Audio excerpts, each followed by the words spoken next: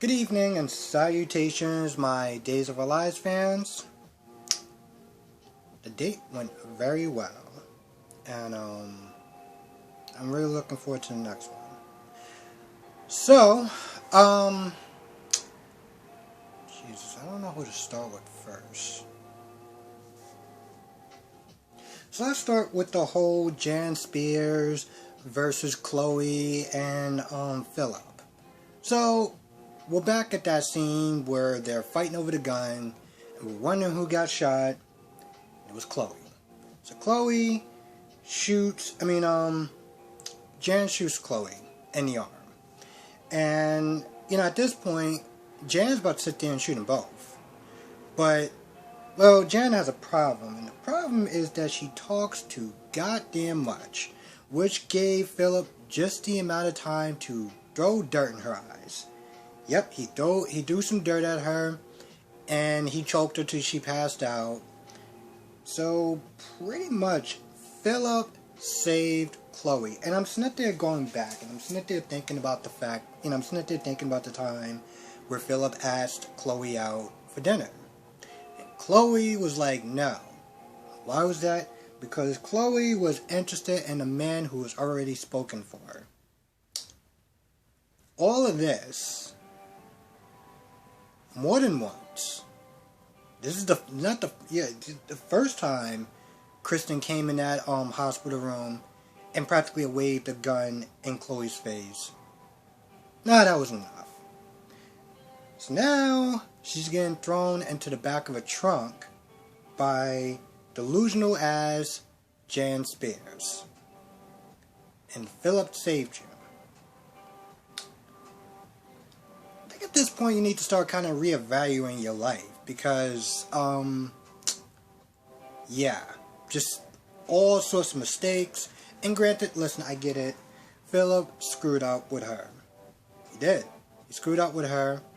And so at that point, to some extent, he kind of deserves a little bit of this, But at the same time, he also did save her.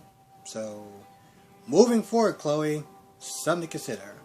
But with that being said, when Sean questions Dr. Schneider, as I like to call him Dr. Dick, he's like, listen, I want a police officer at her door 24/7 to, I can sit there and arrest her.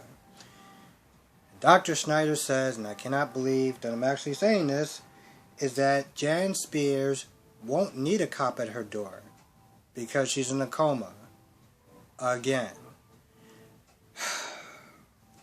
I don't even know what to start with that.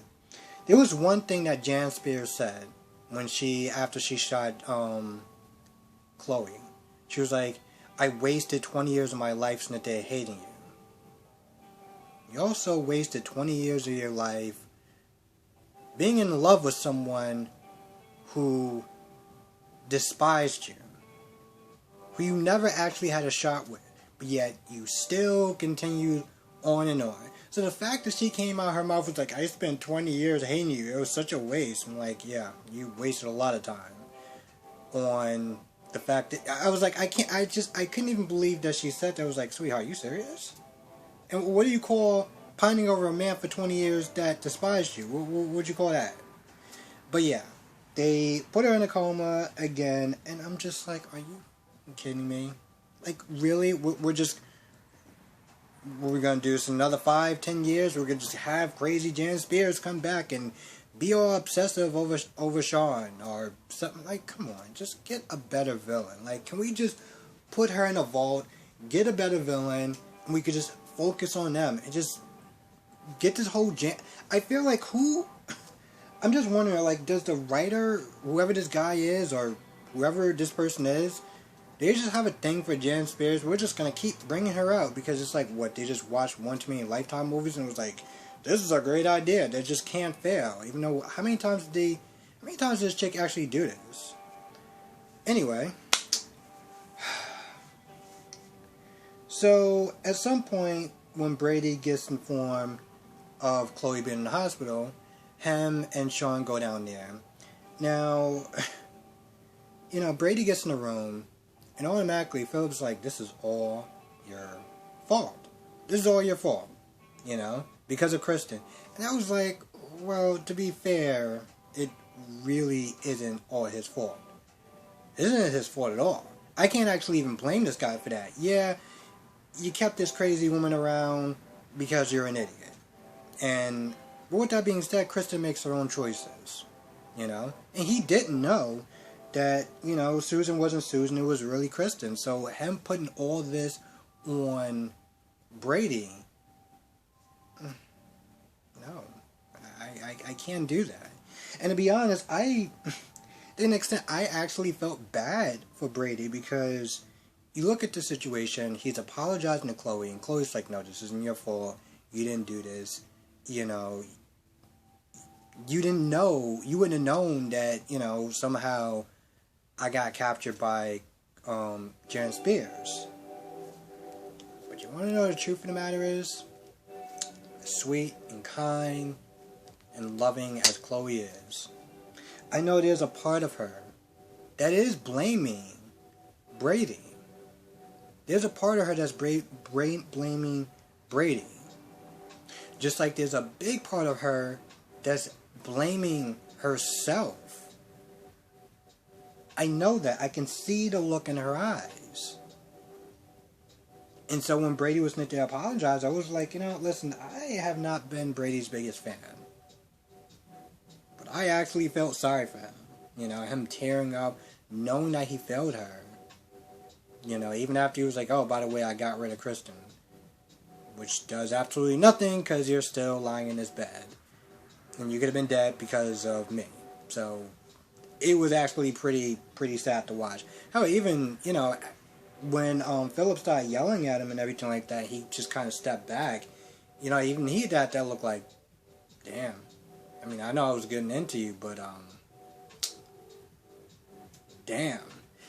Now, I'm not gonna lie. I've been actually defending, you know, I'm sitting there thinking about, you know, the fact that I'm defending Phillip, you know, like, as far as, you know, Chloe not really giving them a chance, kind of blowing them off to be with somebody who's already spoken for her. You know, really actually defending Phillip. Now, about 8 months ago or so, I kept calling Phillip a man-child, okay? And I don't take back what I said because, well, he was acting like a man-child. But I have to sit there and give I gotta give the writers props. Because I start off not really despising this character, but just being like, oh, you're just so... like, really, bro? You're like tattletaling, you're doing all this, that, and the third?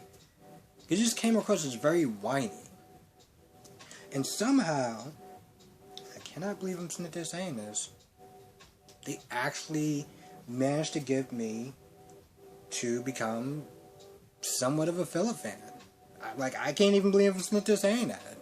And I saw the previews towards, I guess, their sex scene or some scene, but I was just like, okay, she's really gonna sit there and think, this should be interesting. Yeah, I mean, this whole thing's gonna be interesting between Brady and Phillip and Chloe, because I feel like with Kristen gone, he may sit there and try to pursue her. But at this point, he's gonna sit there and blame himself. Now, Phillip actually being the one who saved her, you know, it's like, yo, I saved her, you put her in this bed, back the hell off. So I feel like it's going to be kind of a love triangle, and I generally don't tend to root for people in that situations, because I don't really care about coupling and stuff like that. It's just, like, never really been my thing. But if I had to sit there and, you know, kind of, you know, root for someone, I'm going to be honest, I'm actually going to root for Phillip. And if he screws that up again, I'm just so not going to be happy about that. Now, I'm not going to lie, the scenes between Julie and Xander was pretty much... I want to sit there and say it was the best scene, even though I like the Chloe stuff, like the Chloe and Phillip stuff. I want to kind of I feel like it was kind of like my favorite scene, because it was so damn funny. It was so... I can't believe I'm sitting there saying this. I didn't think they can actually get comedy right, but every once in a while, I feel like it's kind of like an SNL skit. Like an SNL skit. Where... For me, that show has never been funny. Every once in a blue moon, they'll do something that's funny, and I gotta sit there and call my friend like, yo, I was watching SNL today, and it was actually funny. And this is a scene where Xander's sitting there just eating donuts and stuff like that, and Julie's like, get out, get out. I'm like, yo, sweetheart, relax, it's just donuts. Like, just go to the store and buy some more, bake some more. Like, what is your issue? But, you know, she's just mad about it. It's just like, you know, she's like, you know what, I'm just going to go back in there, I'm going to make some more, and, you know, Xander's like, oh, well, you know, this is my domain since this is my couch and stuff like that. And then this is when Julie's like, I mean, keep eating all those donuts and you're going to lose that body you love so much, you know. And then she actually says something along the line of, you know, I'm already starting to see a pot belly, and I was like, I laughed for a good minute. That might have actually been the funniest scene I've seen on this show. And usually sometimes their jokes are just like, kind of miss for me. That was funny. And when she punched him in the stomach, he just had that look like, what are you talking about? And then he's about to sit there and look at the donut, he's like, yeah, I don't want to sit there and take that chance. So next scene, you know, when Gwen comes back, you know, he's sitting there doing a bunch of push-ups and stuff like that. Now, Gwen is a moron. Gwen comes to the doctor, he's like, oh, I did what you asked for. Like, I did what you asked me to do. Dr. Snyder's like, what the hell is wrong with you? So, he pulls her into her office. Now, Tripp sees this scene, he's like, oh, what's going on? So, you know, Gwen is like, alright, well, this is the last time. Well, she said this before, but, you know, she's like, this is the last time I'm going to do this, then, third, I'm not doing this anymore. And, you know, Dr. Snyder's like, yeah, see, this is not how that works. Like, I tell you what to do, and you do it. Otherwise, I'll tell you a dirty little secret. He looks at her at one point, he's like, so do we have to go over this again? I was like, clearly we do, because, you know, there's new people, and they probably want to sit there and know. But watching this scene again just was like, so he really has to sit there and tell you the same thing that he told you in the last couple episodes. And I'm sitting there thinking, you know, Gwen, you could just get yourself out of this right now. It's so easy. Like, all you have to do is tell the truth. You tell the truth, and there's a good chance that he may be fired, you know, for violating HIPAA. Because, you know, that's the thing. I know they just kind of said on General Hospital, but I like to sit there and think that sometimes this show is kind of ahead of the curve and be like, yeah, we gotta fire him. I mean, plus, you know, Kayla already doesn't like this man as is, and, yeah, that would give her the perfect excuse to sit there and boot him out.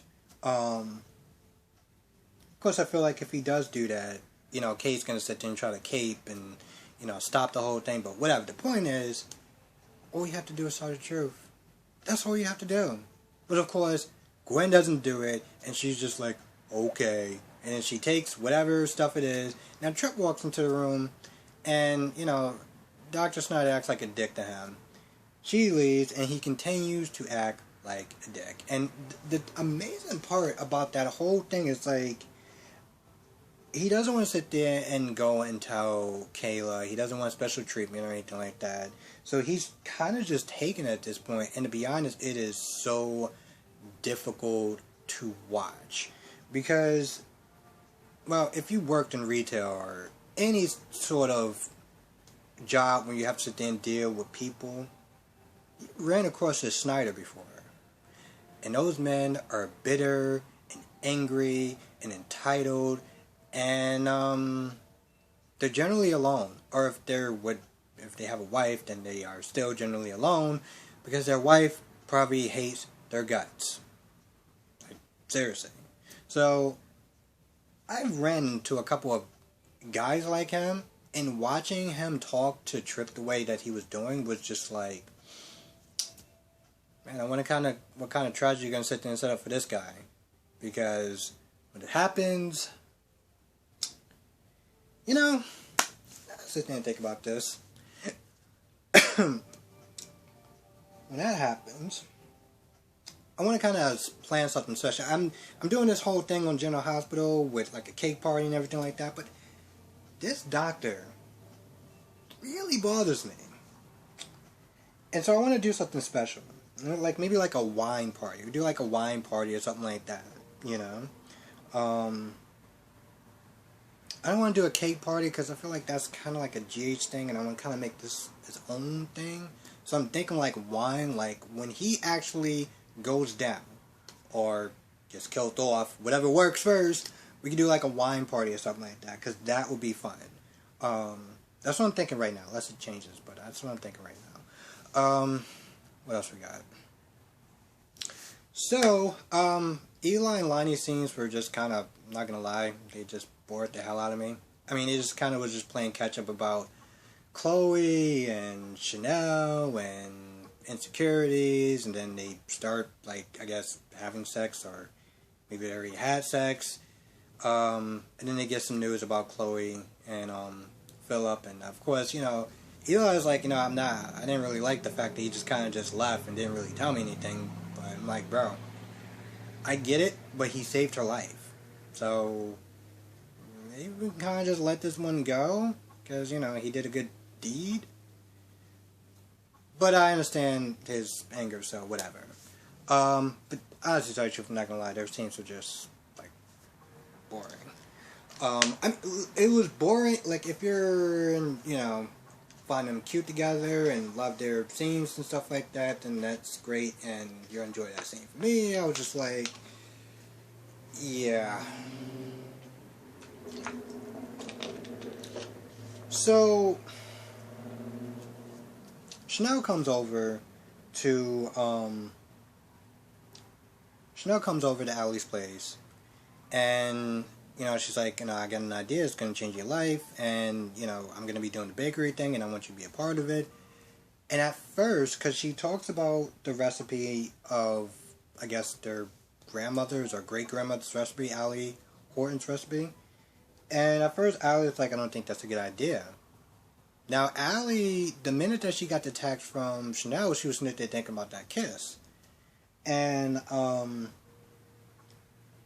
you know, so I'm sitting there thinking, that's what it is. And I'm not going to lie, for a good second, I was actually kind of going to defend Chanel. I cannot believe me sitting there uttering those words, but I was going to be like, you know, listen, she already said she was sorry. And you said that you moved past it. So, like, what's the issue? But it was more about the family secret, and she didn't really feel comfortable. She didn't know if it was a good idea. Hell, she didn't even know if she can actually even get the recipe. So she calls Julie up, and at first, you know, Julie walks in. Julie's like, oh, Dupree, you're that girl that didn't want to work and try to get Theo to, well, pretty much work for you. That ex-girlfriend? So I'm sitting there thinking right off the back, I was like, ugh, this is gonna be bad.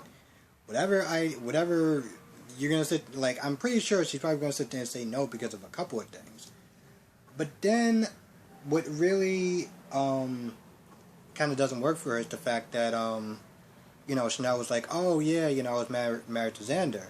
At this point, Drew was like, yeah, no, that's not gonna happen. I'm not doing it.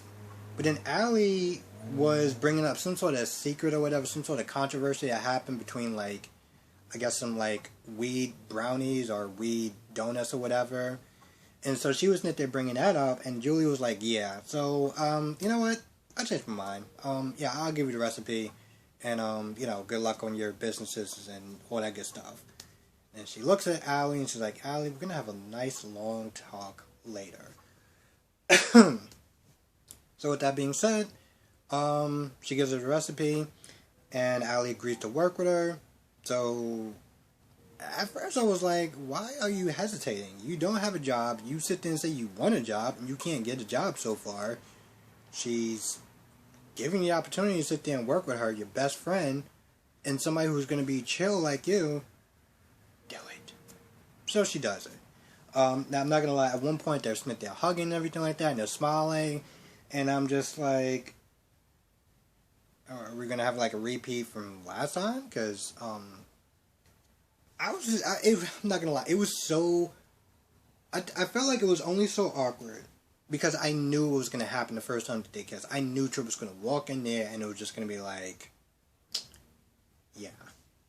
Because I'm not gonna lie. I was sitting there thinking about that, and I was like, this is generally how some of my favorite movies start off. So as much as I do not like Chanel,